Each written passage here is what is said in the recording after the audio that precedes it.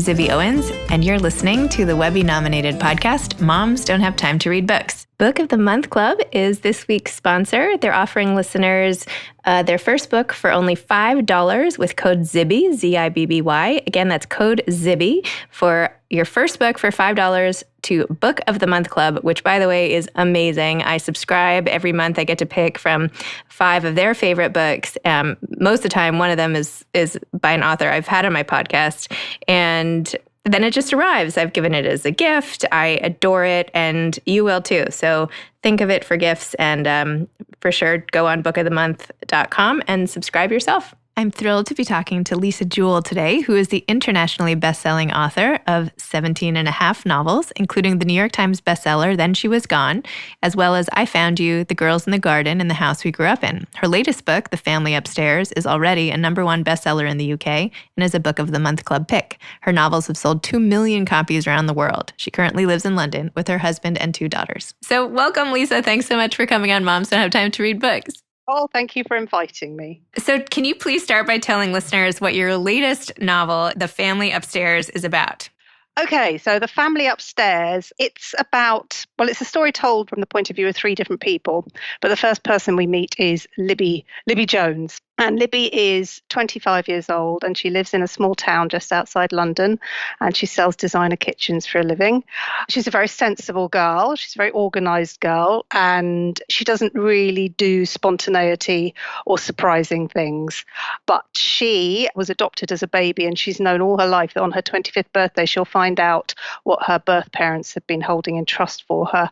She's got no idea what it is. And we meet her in the first chapter opening a letter from the solicitors to tell her what this is, her bequest from her birth parents. And she discovers that she has inherited an 8-bedroom mansion in Chelsea overlooking the River Thames, which is a quite extraordinary thing. But she also finds out when she goes to visit the house with the solicitor that this house comes with a whole host of terrible, terrible dark secrets. She was actually found as a baby in a cot, wide awake, gurgling, well looked after, well fed, clean and happy, while downstairs in the kitchen there were 3 dead bodies on the kitchen floor dressed in black robes, and a very strange suicide note suggesting they might have done some sort of cult-related mass suicide. Yeah, so that's what Libby is landed with in the first couple of chapters of the book. There's much more to it, but I'm sure we can talk about that as we go on. I love how in one of the videos that you have online, you show a picture of a house in Chelsea as you imagine this house to look like from the outside. That was a great... Yeah, that's because I'm a lazy researcher. I don't do research. I could have got off my bum and got a tube over to Chelsea and found a nice house in real life, but instead I did a Google image search. But I thought, that looks like the right sort of house. And it's strange when my publishers actually said, we're going to take you to that house and we're going to film you outside it. It's like, it's the first time I've ever been there. That's awesome. I love that. So you've written 18 novels, correct? 17 and a half. 17 and a half. Okay, sorry. Yes. How do you keep coming up with the ideas? So this was a fantastic book and plot twists and kept you going on the edge of your seat. But this is like you've done this a billion times already. How do you keep coming up with these ideas? It's a bit hit and miss, really. I'm not one of those writers who has a notebook full of ideas. I know people who do, and they'll sort of, when it comes time to write their next book, they'll go to their notebook and think, oh, that was quite a good idea I had 2.5 years ago. Maybe I'll go back to that one. I literally have one idea a year. And sometimes I don't even have one idea a year. Sometimes I will have finished a book and it will come to day 1 of starting the next book. And I will literally not have any idea what I'm going to be writing about. And then I have to go for a long walk and just sort of slap myself around the face a bit until something comes to me. So that, for me, is one of the hardest things. And so what I tend to do, because I don't have a lot of ideas, which is such a myth about writers, that we've all got all these ideas, when I get even the tiniest glimmer of an idea, I jump on it like a lunatic, like a mad woman, like almost bodily throw myself on it. Right, you're mine. I'm going to make you work. I'm going to do something with you. And that was the case with this book. I very much jumped on something really tiny, which was a glimpse of a woman in Nice in the south of France when I was there 2 summers ago on holiday with my family. And there is a chapter in the book where a character called Lucy sneaks her children into a shower block of a posh private beach club in the south of France. And that was based on seeing this woman in real life sneaking her children into the shower block of a posh beach club in the south of France, which maybe most people would have seen such a vignette and not thought anything about it. But I saw this vignette and couldn't stop thinking about it. And I kept thinking this woman looked terribly interesting, that she looked like she had a backstory. She looked like bad things had happened to her. And I thought I could write a book about this woman. So that was the starting point for this one. So it was tiny. And of course, since that moment, it's grown layers. You've read the book, so you've seen how many layers there are beyond just a woman taking her children into a shower block. Yeah, that's such a tiny moment in the context of the rest of the story. But yeah, how interesting that that's what started it. It's just like you never know. It's amazing. Yeah. But it can be bigger things than that as well. There's a sort of what if scenario as well. So Then She Was Gone, which was 3 novels back from this one. The starting point from that was not, it was a bigger seed. It was just the idea of what if your child had been missing for years and then you found out that they'd been living next door the whole time. So something like that, So yeah, it can be anything, small or big. But yes, I'm very greedy for ideas. So the minute something comes, I'm on it. So all over it. One of the chapters, which was told from Henry's point of view, you wrote the following. You said, Bertie hasn't known whom else to turn to. As an adult man now of 41 years old, I have often used this refrain to get people to do what I want them to do. I didn't know who else to turn to. It gives the person you're trying to manipulate nowhere to go. Their only option is to capitulate, which is exactly what my mother did. So talk to me about this a little, and I'm wondering, have you ever used this to your own advantage? Okay, this is really interesting because this wasn't me. And I very, very rarely take things, when you're friends with a writer, you're constantly thinking they might be using bits of you to put into their books. And, is that based on someone we know? And it never is. It's never based on anyone we know. And it's never based on anything that anybody I know has done or said. But in this exact example, this was my friend. My friend said this to me. We were talking about the conundrum. And she said, what you have to do is you have to just go to that person and say, I didn't know who else to turn to. And then they'll have to do... And it's not, that wouldn't necessarily be my approach to a situation, but it was her very, very clever, manipulative approach. And did you take her advice? It's not really my style. I don't like putting people in corners and making people feel uncomfortable and pressurized. But, this wasn't me. This was Birdie. And it was absolutely perfect. No, it wasn't Birdie. It was Martina talking to Birdie. So it was the absolutely perfect person to use that little gift that my friend gave me, which I don't think I ever told her I put it in there. I tell her. I thought maybe I could use it with my kids. Like, I really need somebody to get me that water bottle and I have no one else to turn to. Let me just test it out, Yes. It's good, isn't it? It's a really good one. You never know. I'm going to just store it in my back pocket. Yeah. You also have this passage where Lucy, the character you were just referring to, came from the woman taking the shower in the beach club. She's walking through the house where previously she had been abused by her husband, and she has to go back, and I won't say why, but for various reasons she has to find herself there. And you wrote the following. You wrote, she averts her gaze as she walks away from the spot at the foot of the stone staircase where she ended up with a broken arm and a fractured rib when Michael pushed her when she was 4 months pregnant with Marco. She averts it from the spot on the wall in the corridor where Michael banged her head repeatedly because he'd had a bad day at work, or so he explained an hour later when he was trying to stop her from leaving because he loved her so much because he couldn't live without her. Oh, the irony, because here he is, married to someone else and utterly and entirely alive. Talk to me about this passage. Oh, yeah. I mean, I guess it's a trope, isn't it? Writing about abusive relationships. I've never been in a physically abusive relationship. I've been in a mentally, psychologically abusive relationship. And I don't know. It's just one of those things that as a writer, it's really interesting to get your teeth into it, to imagine how you would feel if you had found yourself in that position of being, in her example, in a long marriage with someone who treated her like that, someone who tried to kill her and was, physically that violent. So, writing those scenes, because I think there's 2 or 3 scenes set where Lucy goes back to this guy's house, and there's a very particular reason why she has to keep her worst nightmare come true, and she never wanted to see him again.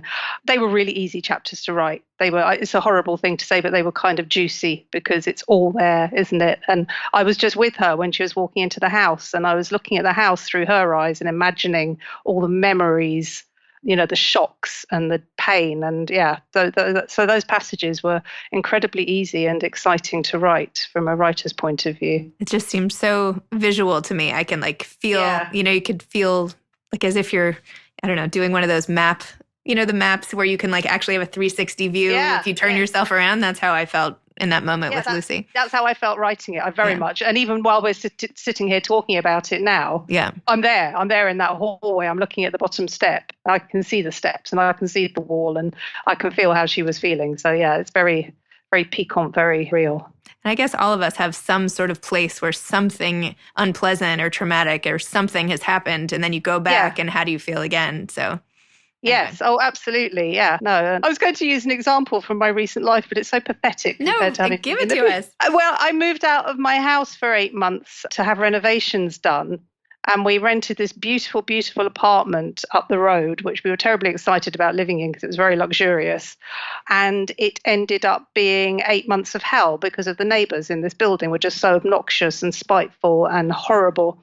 And still now, even if I just see, and it's quite close, it's only a few streets up from here, and I can't walk past that street anymore because my blood runs cold and dark shadow envelops me. So yeah, we've all got those places, even if it's not quite as horrific as in Lucy's case. You also, speaking of another room that you actually feel you really did a good job of making people feel like they were in, when Libby and Miller find themselves trapped overnight in a room and can't get out. I literally was sitting there reading, like my heart was pounding. I was like, I can't have a panic attack reading this book. This is not good. Like, this is not my life. I am just reading. I can close the book if I need to. But that's really you funny. Captured that. And I felt like they were pretty chill relative to how I felt about them in that situation. Yes, I think I got them just to peak, just as they were about to peak, as they were probably about to start screaming and banging on doors and having panic attacks and what have you. Just at that moment, I got to them with, no spoilers, but I took them out of that situation at just the moment where they might have been about to get terribly messy. I don't think it's that big a spoiler. I mean, it was early enough in the book that you know that they're going to, I mean, I don't know. Well, anyway, whatever. I'm not exactly. Yes. Anyway, I'll just move on from that. So Henry and Finn, two of the other characters who lived in the house, Finn says, I'm so worried I'm going to spoil something, so I don't want to say anything. But anyway, Finn says to Henry in one conversation, all men are weak. That's the whole bloody trouble with the world. Too weak to love properly, too weak to be wrong. And then Henry thinks, my breath caught at the power of that statement. I immediately knew it to be the truest thing I'd ever heard. The weakest of men lay at the root of every bad thing that had ever happened. So tell me more about that. Is that what you believe? Another friend, perhaps? No, I can't say that's come from a friend. That just is one of those things that just suddenly lurched out of my psyche and onto the page. And I think I probably do believe it to a certain extent, particularly the world we're living in at the moment, which appears to be full of some very weak, narcissistic, dreadful, pathetic men who seem to be hell-bent on spoiling everything for everyone. Yeah, I can put something like that in a novel through a character without having to analyze it too deeply because I'm not speaking for myself. So therefore, I can think that sounds good. And I think there is a certain amount of truth and depth to that. But I'm not going to now extrapolate into some sort of long analysis of whether that's true or not, and examples through history and research and statistics. But I think, I very much, that came from me through a character, but that came from me because I think on a certain fundamental level, I do believe it's true. But I can't back it up with research. That's okay. I was not looking for statistics. I was just wondering if that's something that you happen to believe. But yeah. it's okay. I won't delve too deep. I'll let it just go. I don't want to offend my male readers. So you had one of the most memorable lines in the book was in your acknowledgments, and you ended like this in the acknowledgments. And lastly, thank you to the 2 double vodka and tonics that saw me through the last 3 chapters of this book late on a Friday night and helped me find the last few lines that I knew were hidden away in there somewhere. Cheers. That was yes. Awesome. Do you want to hear about that? Yeah, I'd love to. Oh, that was amazing. So I was rushing for my deadline. And I really wanted to get this book finished by the end of the week. And it was Friday and about 6 p.m. And I wrote while the children were at home. And I never normally write while the children are at home. Normally, the minute they get home from school, laptop's shut and I'm done. But I thought, no, I want this wrapped up before the weekend. So I wrote the last chapter by about 6 p.m. And I walked off thinking, I finished my book. And then I thought, I really haven't finished my book. That was the wrong ending. That's not how this book should have ended. The scene I'm talking about, since you've read it, is the scene when they're in the restaurant on celebrating Libby's 26th birthday. And it just felt pat and bland. And everybody's, I can't say because it'll be a spoiler. And then being 6 p.m. on a Friday night, I always celebrate 6 p.m. on a Friday night with a double vodka and tonic. And I did this. And the minute I had it, I just needed to get straight back to the manuscript. And so I opened up my laptop again and just wrote this chapter, which it's hard to be objective as a writer, but I felt very strongly that I'd made the book, that chapter was what totally completed the book and gave it depth and meaning and everything that it needed for it to be a fully satisfying read. But so, yeah, vodka did that. Well, thank you, vodka, for that fabulous last chapter that is like haunting me, and now I can't get it out of my mind. So thank you for that. It haunts me as well. If right? That makes you feel better. Gosh. I'm totally haunted by it. So I heard somewhere that someone offered you a free dinner if you could write 3 chapters of a book. This was like Correct. A dare. This is how you started to write? Yeah, it's wonderful. I was 27, maybe even 26. I was a secretary. In fact, I was an out-of-work secretary because I just lost my job. And I was very much not the sort of girl who had any grand ambitions. I didn't go to university. I didn't have a degree. I had no... I wasn't like Libby in the book. I didn't have a career plan. I was very much just going to keep on working as a secretary and see how much money I could possibly earn doing that. And so then I was out of work and I had this amazing conversation with a friend where she said something that I think everyone should say to someone when they've just lost their job.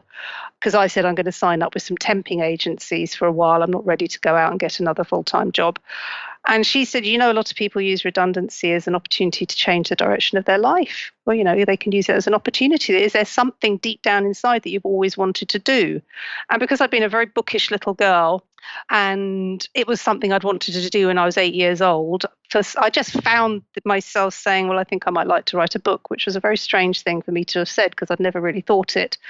And my friend, she did not laugh. She did not say, don't be ridiculous. She said, why don't you just write 3 chapters and see where it goes? And if you write 3 chapters, I'll take you out for dinner to your favorite restaurant. And I did, and she did. And that was the first 3 chapters of my first novel, which was a massive success, a huge bestseller over here in the UK.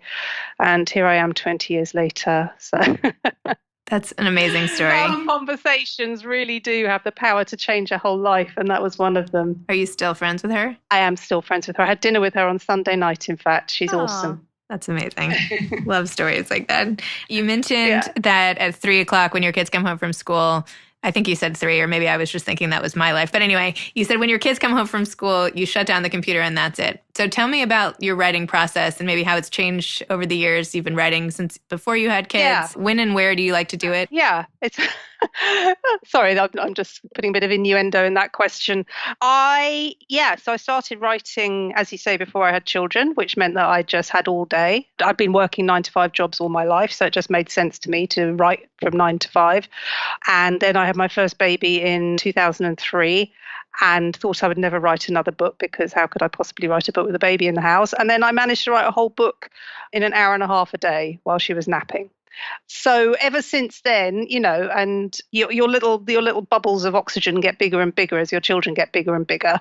My children don't get home from school till 4:30. So I'm almost back to the possibility of doing a 9 to 5, but I will never do that again because I now know that I don't need to sit at my desk for 6, 7, 8 hours. So I spend a lot of time at home doing stuff on my computer. There's an awful lot of stuff involved behind the scenes that's not writing novels when you're a writer. A bit of housework. Managed to squeeze a bit of housework in. And then I will most often take my laptop into a coffee shop and do my actual writing there, because then you've got that feeling of space and removed from the domestic bubble, which is quite important sometimes. If it's raining, I'll probably just stay at home and write at the kitchen table. But so I do 1,000 words a day, every day, generally in the afternoon. And takes me about 2 to 3 hours. And that's my day. The important thing for me when I'm writing, though, is my life has to be really, really boring. It's just having too much stuff in the diary, chopping and changing and not being in the same place, or not having that sort of flexibility is, that kind of puts me off my stride a bit. It's very important to me that my days are dull and empty and routine, which they are at the moment. Why writers must have the most boring lives ever. Exactly. So at this pace, so if you're doing 1,000 words a day, 5 days a week, 5,000, I'm trying to do the Correct. math of how many words you're writing every year. So about 25,000. No, that can't be right. 25,000 words a year. That's not enough. You must write more than that. 50 weeks. Oh, us book people aren't very good at maths, are we? 5,000 words. So that's 20,000 words a month. And there's 80,000 words in one. So it's 4 months, which is basically about how long it takes me to write a book. So, yeah. So every 4 months, that adds up to a book. Yeah. So you write about 3 books a year. No, I write 1 book a year, but I spend an awful lot of the year doing other things like editing books. Because, so that I say 80,000 words is a draft. Yeah, so obviously there's a lot of work that goes into it before it becomes a book. And then I will start a book. Generally, I usually deliver at Christmas, and then I start a book in March. But I start really, really slowly, and I just sort of muck around, really. And if somebody says, hey, are you free for lunch today? I'll say, yes, I am free for lunch today, and I'll go out for lunch. It's sort of, at this point in the writing process, we're now in October. Now I turn down invitations for lunch, and serious, nose to the grindstone, getting on with it. And so what are you working on now, if you can say? Yes, I can. I just today reached the magical 200-page mark on book 18. So I could, I pretty much say I've written 17 and a half books as of today. And it's very different. It's actually based, funnily enough, on the dreaded house that I had to live in for the 8 months when we were having our house renovated with the weird people in it. But it's not really about that. It's not about bad neighbours. I felt like I kind of covered that quite substantially in The Family Upstairs. So it's actually about a man called Owen, who's just one of those guys where you look at him and you think, oh, you're a bit weird. I wouldn't put anything past you. You know, the sort of guy who makes you feel a bit creeped out and a bit sort of, oh, no, I don't like you. You're wrong. But I wanted to get inside the head of a man like that. And he is accused of something he didn't do. So it's a book about injustice, really. Yeah. And that should be coming out next year. Do you feel any pressure now that you are such a best-selling sort of in the limelight type of author that like there has to be some sort of message or anything other than entertainment and thought-provoking literature? No, I don't feel like that about messages or being thought-provoking at all, which is why it sometimes really stumps me when I'm talking about my books and people try and kind of wheedle out some sort of messages and just like, no, there really isn't. Or the only pressure I put myself under is to be entertaining. My biggest fear is that someone's reading one of my books and they're bored. So that's the pressure that I have, is that I'm going to write a book that's boring or that's not as entertaining as the last one. And, it's that sort of pressure rather than I should be writing about big themes and big issues and making people think about things. I don't necessarily want people to think about things. I just want them to feel a bit creepy, feel a bit uncertain, feel a bit scared, feel a bit frantic to get to the next chapter. So that's my main motivation. I think providing that escape for people is one of the most generous things you can do. Honestly, really, it's like you get people out of their own heads. That's what the best thing a book can do. Just get them to escape, right? That's the only thing I'm any good at, so that's just as well. I watched a video of you on Facebook somewhere, and I'm sure this must have been an older video, but it said that your books had not been adapted to film. Is that even possible?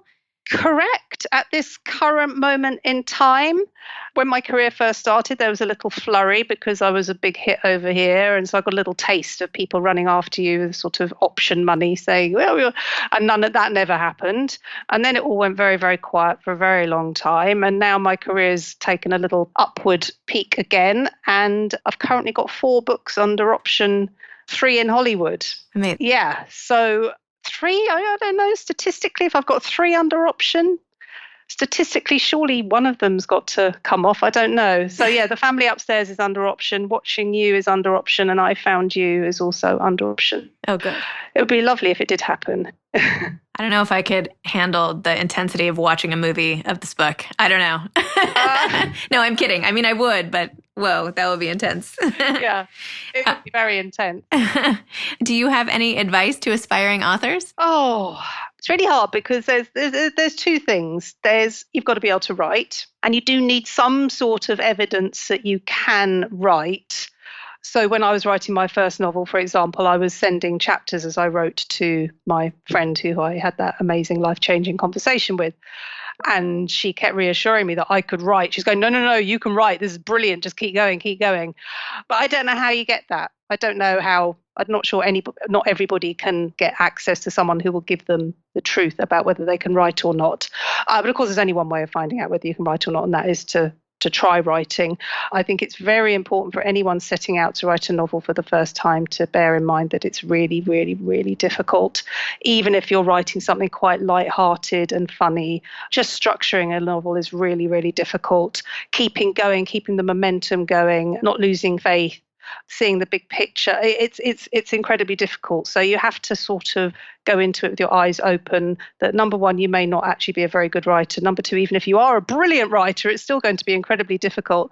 And beyond that, even if you're a brilliant writer and you manage to write a whole book, it may not have been the right book for the market. So I don't know, that all sounds very negative. The positive side is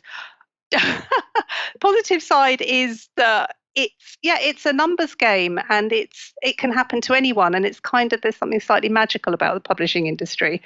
If there's no formula, I think people think there is a formula, but there isn't, and that's what the publishing industry is always looking for, is that thing that they didn't know they wanted until it suddenly appeared.